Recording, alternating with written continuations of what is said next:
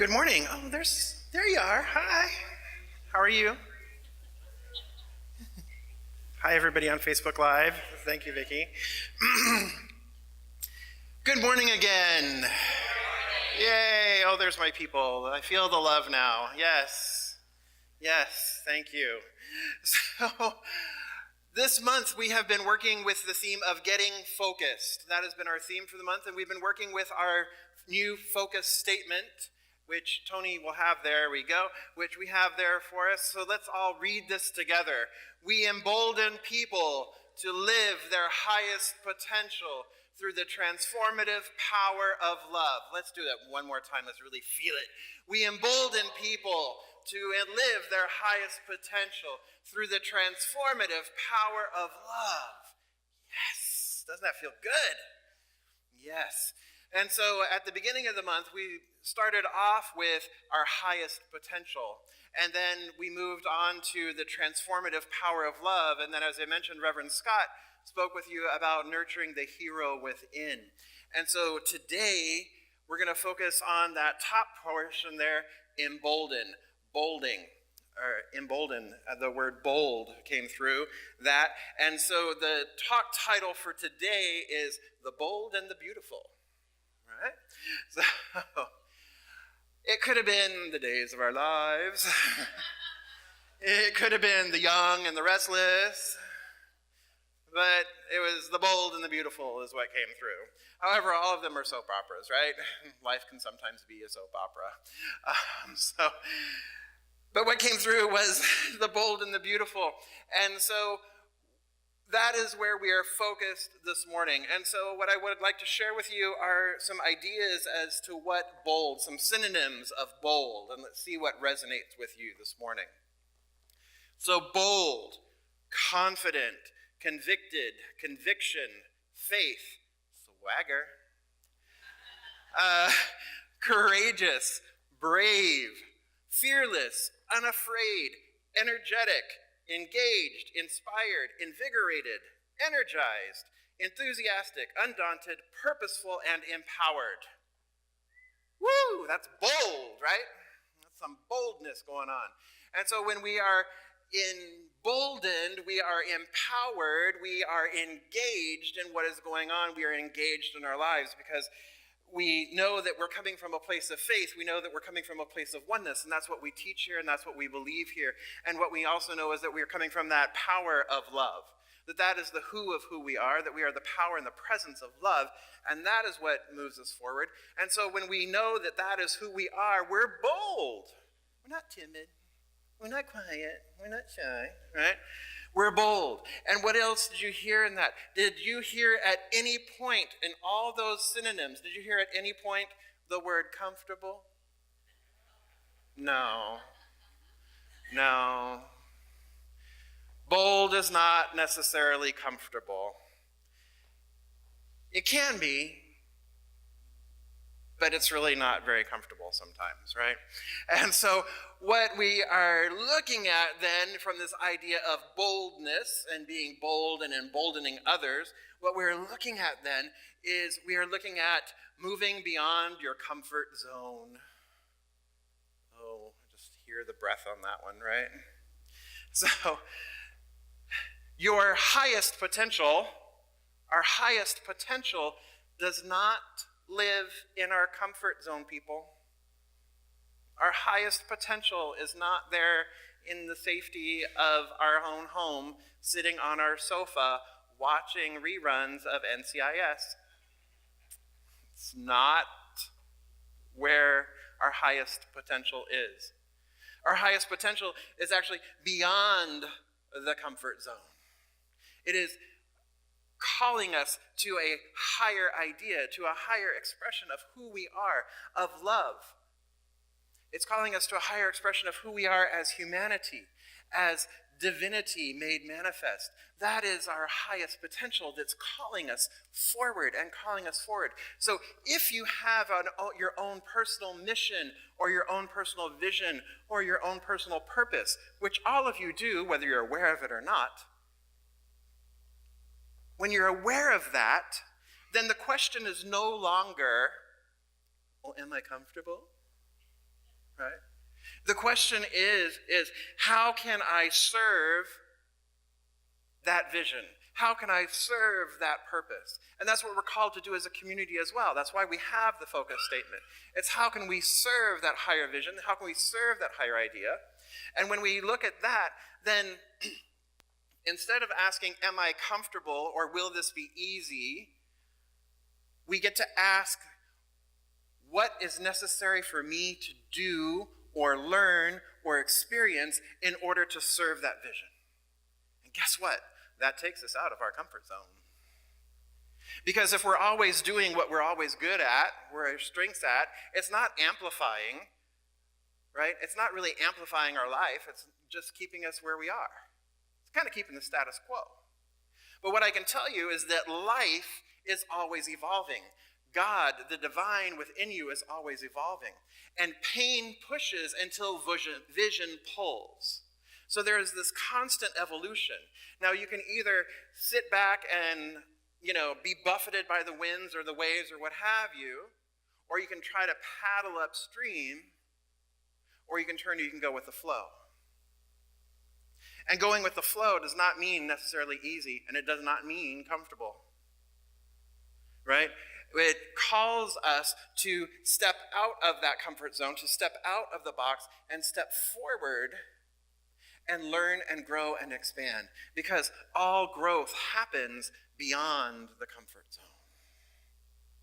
So you feeling a little uncomfortable? Or are you feeling comfy cozy? Because if you're feeling comfy cozy, maybe you're not looking high enough. Maybe you're not listening close enough to that inner wisdom, that divine guidance that is within you, that is forever pulling us forward. So I invite you to open your eyes and see with the eye behind the eye, and open your ears and hear with the ear behind the ear. Open your heart and experience the love that is behind this physical body. And allow, and to step out and to step beyond and challenge yourself daily. Because limitation is where our comfort zone is. That's exactly what our comfort zone is. Our comfort zone is a life that is limited. An unlimited life is a life that lives beyond our comfort zone. That comfort zone keeps our boundaries. We're all nice and safe here, or we think we are.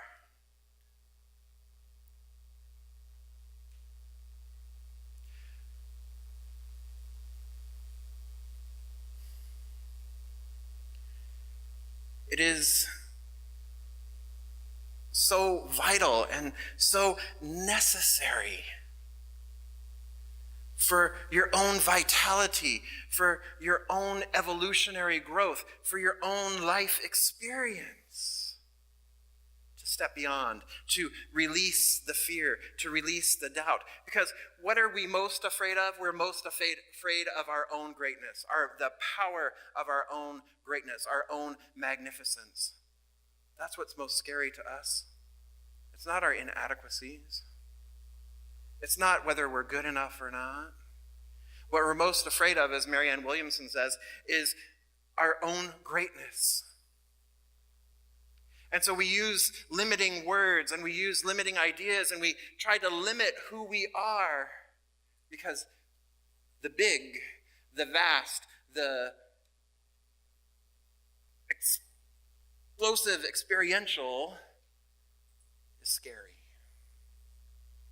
And so we have a tendency to play it small, play life short, play closed in.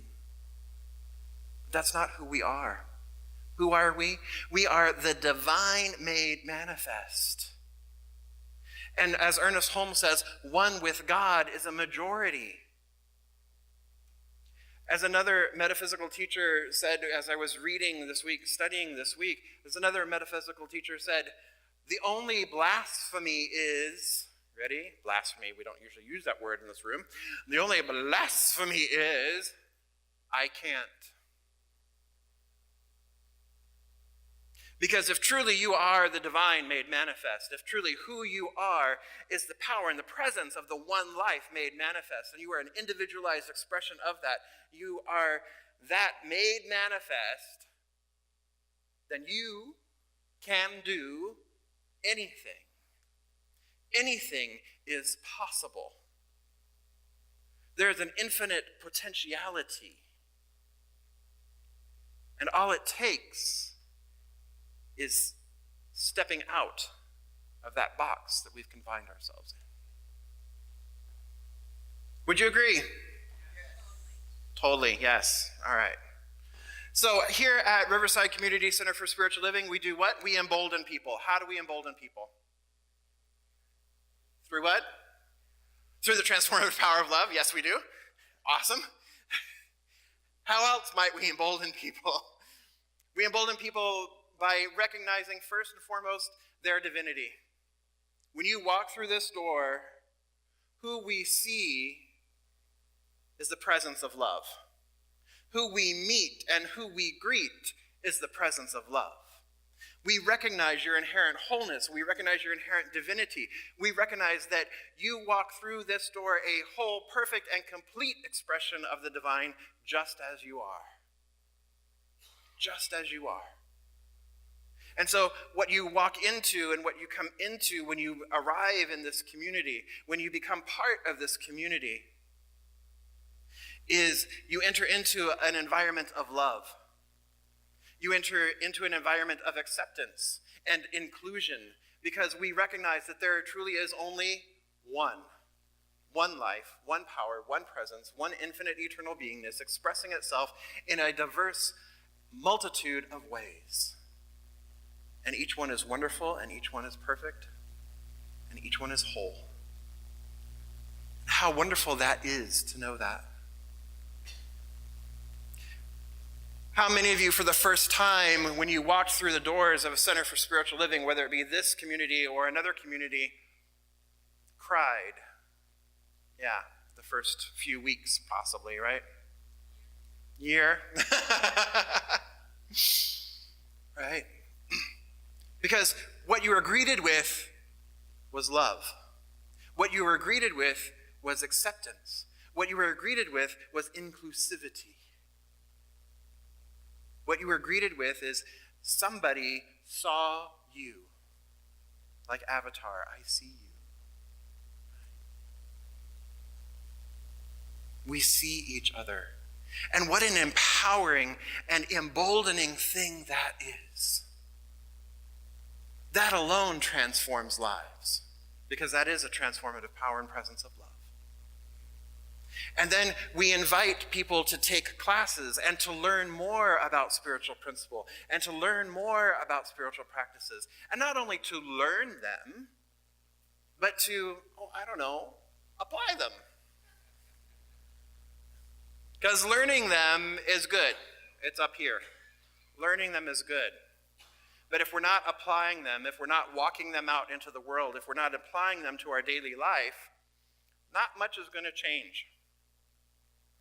It takes an application of the principles, it takes an application of the practices in order to really experience a transformative process, in order to experience that unfolding, in order to experience that divine evolution, in order to really hear the call of Spirit upon your life.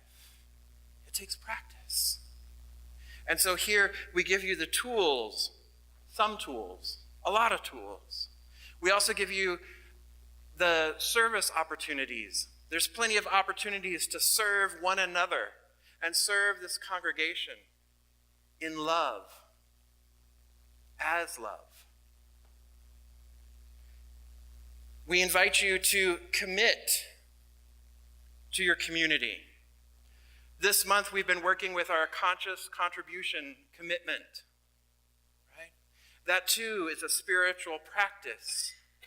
And so what I invite you to do, next week will be the last week that we collect the pledge cards that you received. And if you still have not received one, we have some outside right there at the communication station for you to be able to pick one up. And I invite you to seriously think about what it is that you're committing to. Seriously stretch yourself beyond your comfort zone. Because if this community is something that you value, if that is the case, then I call you to be bold. I call you to really step up and be bold. Step beyond that comfort zone. Oh, I thought maybe 3%, but you know what? Let's bump it to 5. Stretch and see what happens. Feel the growth that happens. That's a little bit uncomfortable, but it's in that uncomfortability. You know, growing pains, they're called pains for a reason, right? They stretch us, they pull us, they move us. And growing pains are physical, or they can be spiritual and mental and emotional as well. But it's all growth, and that's really what we're here for. We're moving an evolutionary movement to our freedom, to our complete emancipation. That is the ultimate goal according to our principles, the what we believe statements. The ultimate goal of life is complete emancipation from all discord of every kind. Complete freedom. And what does that look like? That looks like love. That looks like bliss. And it feels so yummy and delicious. Yes?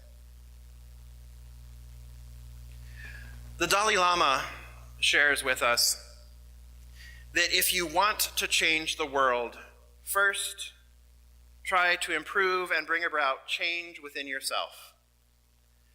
That will help change your family, and from there it gets bigger and bigger and bigger. And everything we do has some effect and some impact.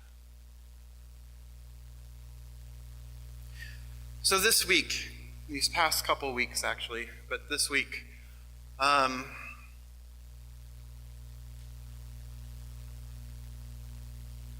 life has been unfolding. Life has been expanding. Life has been evolving, if you will. It is calling us, the pain is pushing us, and the vision is also calling us, and it is pulling us to something greater. Not only individually and personally, but as a community, and as a nation as well. And so, we step boldly as Riverside Community Center for Spiritual Living, and Centers for Spiritual Living as a whole steps boldly into a new way of being, into a greater way of being, into a greater expression of who we are, into taking a stand and into being for something. And so the spiritually motivated social engagement committee of our organization put out this statement this week. Truly, I tell you, whatever you did to one of the least of these brothers and sisters of mine, you did to me. Matthew 25:40.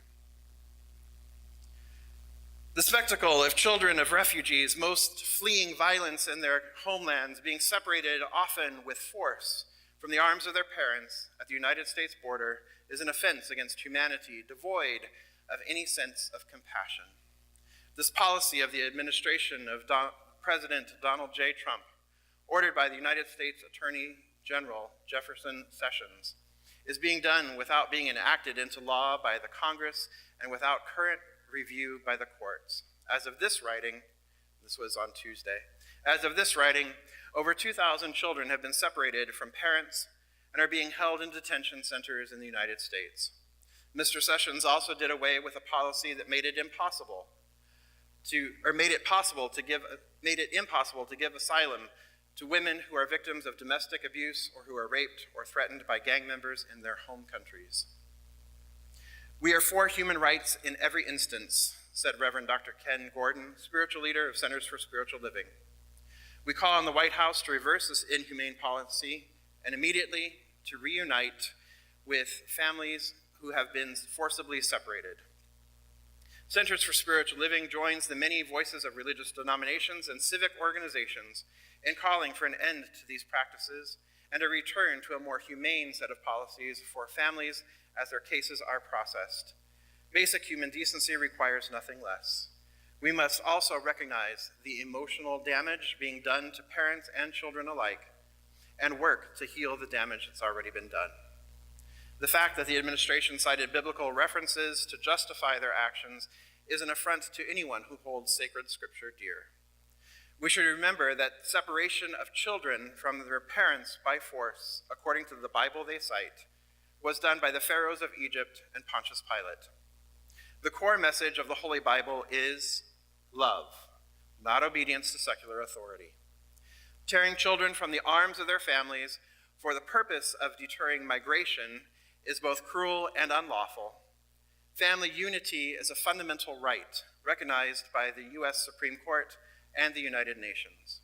Since many of those families being separated are seeking asylum, the current policy is even more egregious. We call on our local spiritual communities to speak out on this issue. We call on the U.S. Congress to act to overrule this cruel administrative policy if the administration will not act. We join other communities of faith in demanding a more humane governmental approach to issues of migration and asylum seeking. We know that when we recognize our mutual humanity, our fear dissipates and our compassion pours forth. Let our actions reflect that wisdom. I salute the God presence in everyone I meet, and I know that as surely as I do this, the love dwelling in them responds to the same presence that is within me. We act in a unison of peace and understanding. That is from Centers for Spiritual Living Worldwide.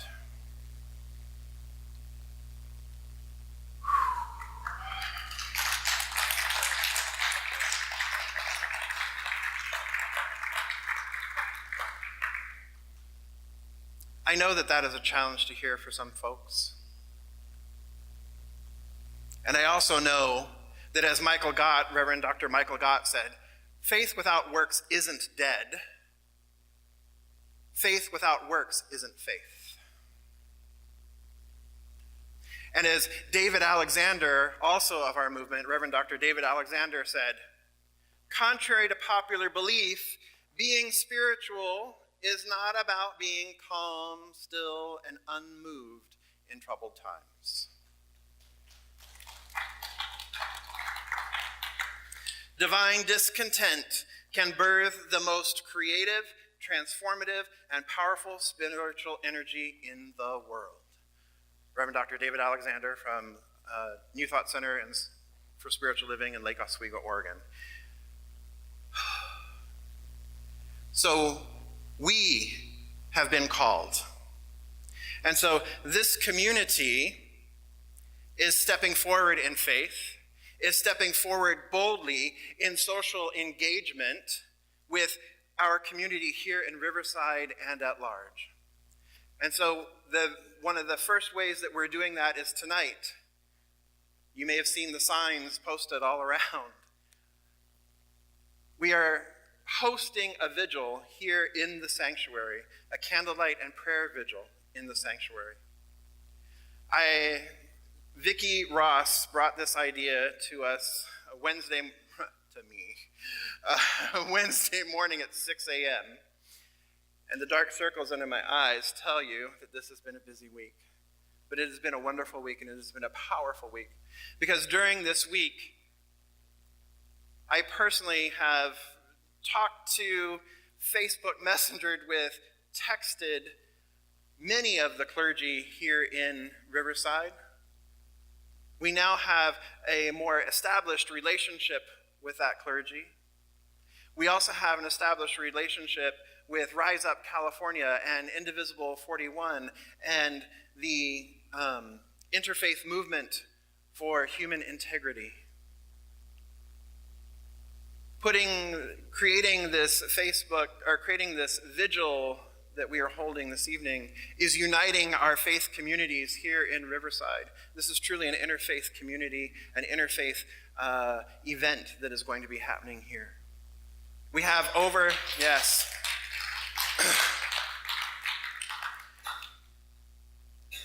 almost 4,000 people have seen the post for this vigil for this evening.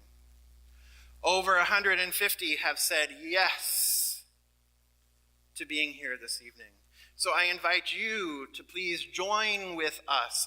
We are hosting Riverside here in our beautiful sanctuary here in Fairmount Park. How good that is to feel that. And not only are we hosting Riverside, but when I posted it and I boosted it, I sent it to the 35th Congressional District, the 36th Congressional District, the 41st, and the 42nd. So all that means, translated differently, is the entire Inland Empire has been invited.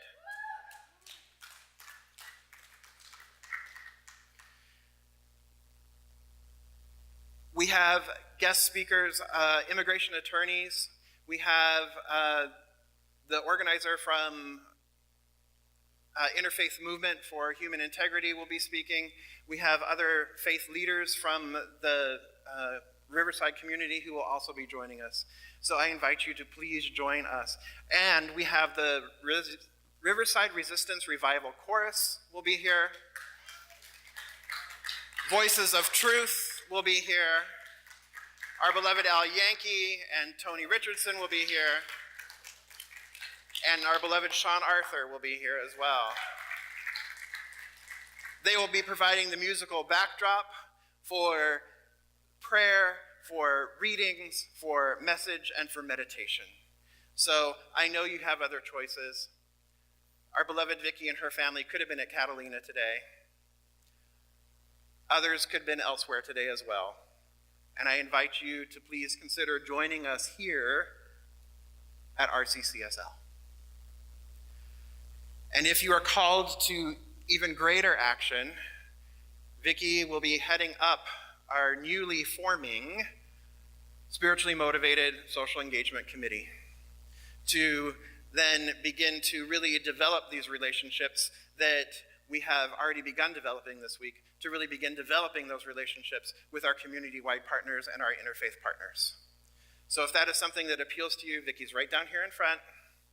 She's got her camera. She's videoing all of this. So see her afterward if that's something that appeals to you. For those of you who may think, well, this is kind of weird and this is where we're, I don't know about how we're going and what we're doing. Can you put that slide back up again? Read that statement again, shall we?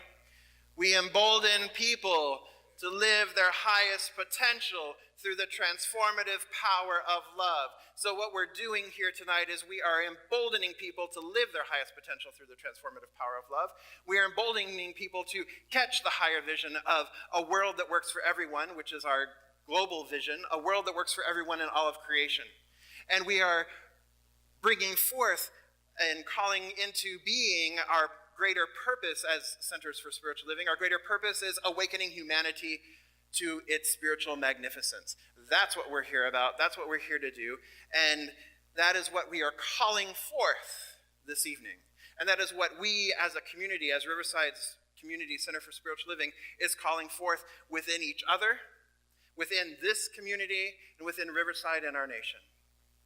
How good it is to be emboldened to step boldly, courageously, fearlessly, bravely into the public square, standing in principle and standing in the presence and power of love.